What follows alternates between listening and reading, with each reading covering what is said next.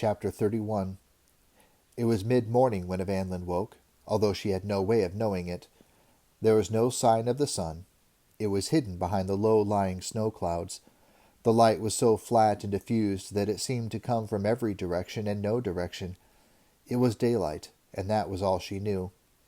She eased her cramped muscles and looked around. Beside her, Will sat upright and wide awake.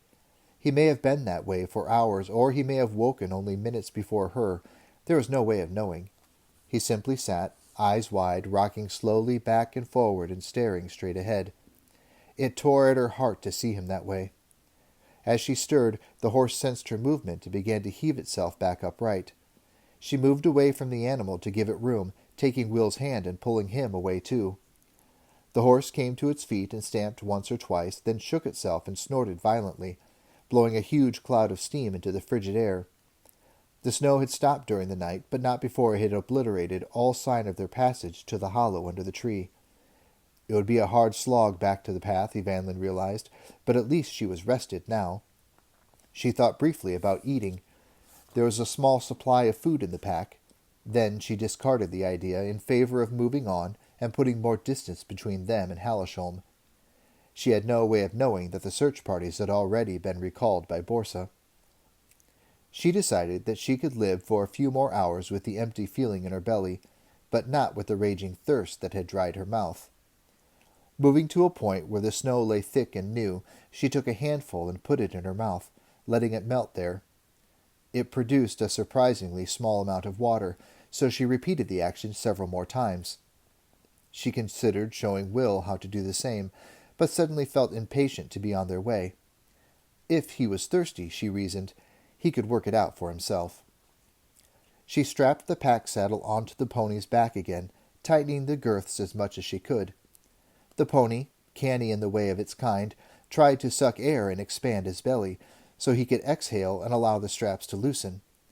But Evangeline had been awake to that trick since she had been 11 years old. She kneed the horse firmly in the belly, forcing him to gasp the air out. Then, as his body contracted, she jerked the straps tight. The pony turned a reproachful eye on her, but otherwise accepted his fate philosophically. As she led the way out from under the tree, forcing a path once more through the waist-deep snow, Will made a move to mount the pony. She stopped him, holding up a hand and saying no gently to him. They needed the pony, and Will should be rested after an undisturbed night in the relative warmth of the snow hollow. Later, she might need to let him ride the horse again. She knew his reserves of strength couldn't be very deep, but for now he could walk, and they could preserve the little horse's strength as much as possible.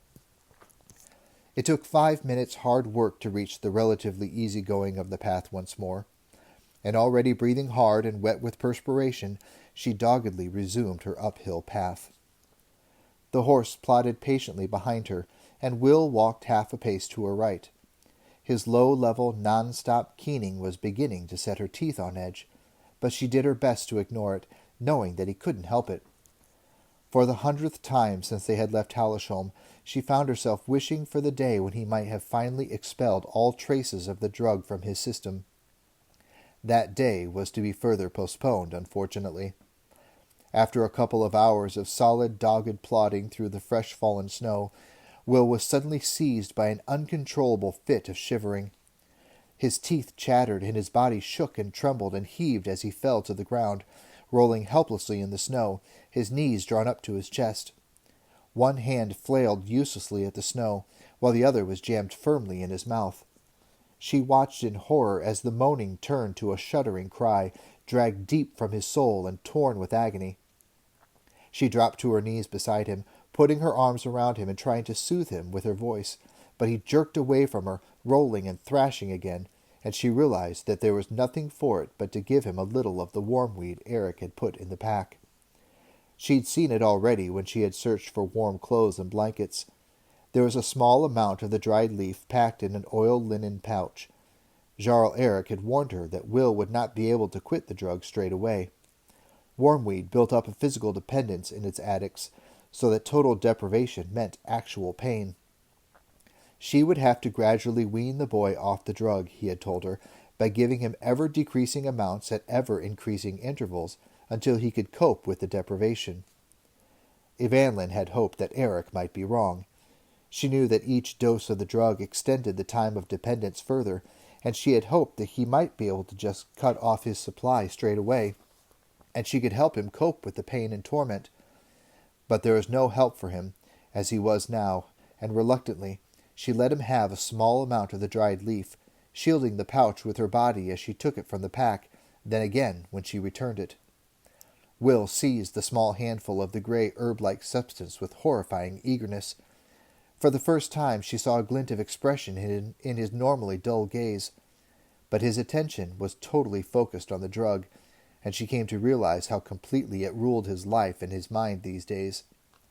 Silently, tears forming in her eyes, she watched the hollow shell who had once been a vital, enthusiastic companion.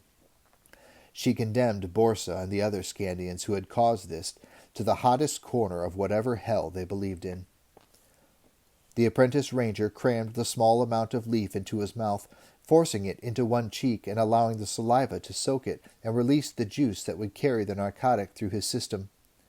Gradually, the shuddering spasms calmed down until he knelt in the snow beside the path, hunched over, rocking gently backward and forward, eyes slitted, once again moaning softly to himself in whatever lonely, pain-filled world he inhabited. The pony watched these events incuriously, from time to time pawing a hole in the snow and nibbling at the sparse strands of grass exposed there. Eventually, Evanlyn took Will's hand and pulled him, unresisting, to his feet. "Come on, Will," she said in a dispirited voice. "We've still got a long way to go."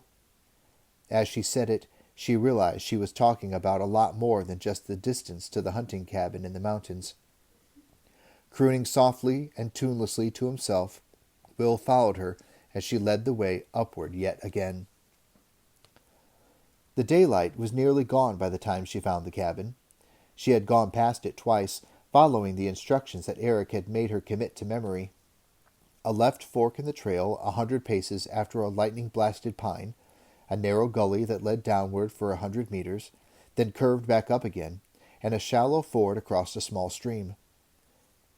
Mentally, she ticked off the landmarks, peering this way and that through the gloom of evening as it settled over the trees.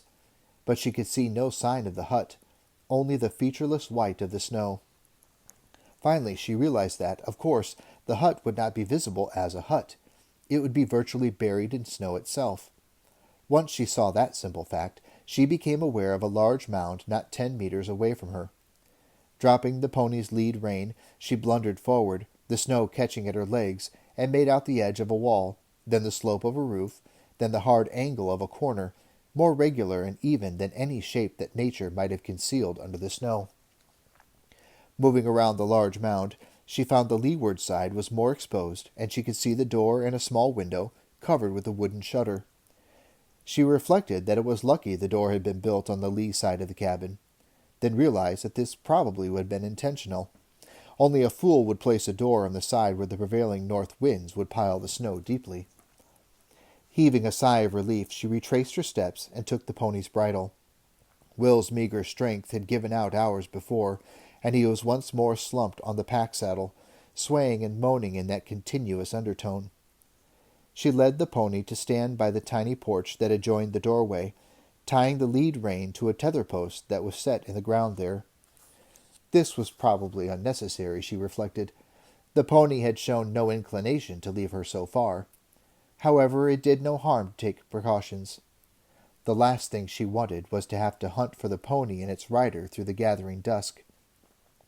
Satisfied that the bridle was tied firmly, she shoved the ill-fitting door open and entered the hut to take stock of their new refuge and its contents.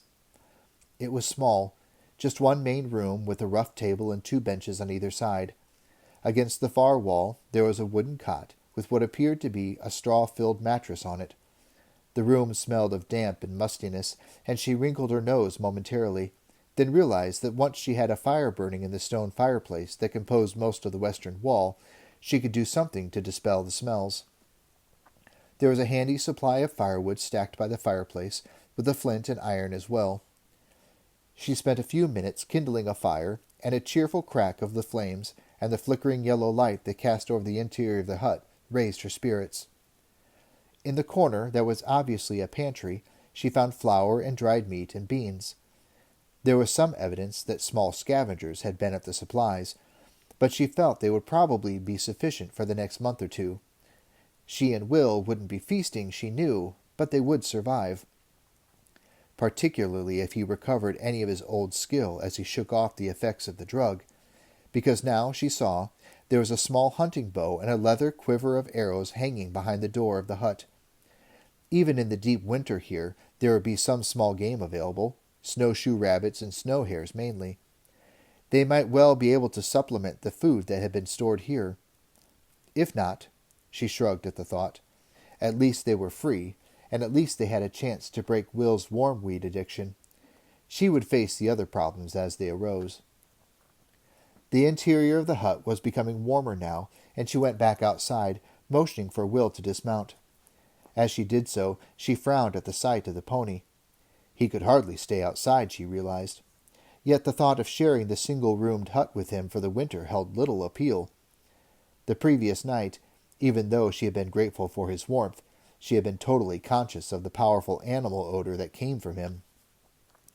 Telling Will to wait by the door, she moved around the hut to the side that she had so far not inspected, and found her answer there. There was a low lean-to built onto the hut at this point. It was open at one side, but would provide sufficient shelter for the pony through the winter. There were even a few items of abandoned tack and leather harness hanging on iron nails there, along with some simple tools. Obviously, it was intended as a stable. It had another use as well, she was grateful to see. Along the outer wall of the hut, against which the lean-to abutted, there was a large stack of cut firewood. She was relieved to see it there. Already she had wondered what she might do when she had exhausted the small supply in the hut itself. She brought the pony to the lean-to and removed the pack saddle and bridle from him. There was a feed tub there and a small supply of grain, so she let him have some. He stood gratefully munching on the grain, grinding his teeth together in that peaceful way that horses have. At this stage she could find no water for him, but she'd seen him licking at the snow during the day, and reasoned that he could satisfy himself that way until she could arrange some alternative. The small supply of grain in the stable would obviously not last him until spring, and she worried about that fact for a moment. Then, in line with her new philosophy of not worrying about matters she couldn't rectify, she shrugged the thought away. "Worry about that later," she told herself, then returned to the cabin proper. She found that Will had had the good sense to move inside, and was seated on one of the benches close to the fire. She took that as a good sign and prepared a simple meal from the remains of the provisions Eric had placed in the pack for them.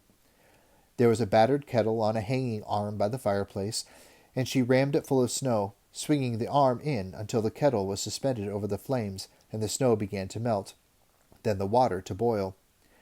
She had seen a small box of what looked like tea in the pantry of the area of the hut. At least they could have a warm drink to drive out the last traces of cold and dampness away, she thought. She smiled at Will as he chewed stolidly on the food that she had placed before him. She felt strangely optimistic. Once more, she cast her glance over the interior of the hut. The light had gone outside now, and they were lit solely by the uncertain but cheerful yellow glow of the fire. In the light it threw, the hut looked somehow welcoming and reassuring, and as she'd hoped, the heat of the fire and the smell of pine smoke had overpowered the dampness and mustiness that had filled the room when she'd first entered. "Well," she said, "it isn't much, but it's home." She had no idea she was echoing the words spoken by Halt, hundreds of kilometers to the south.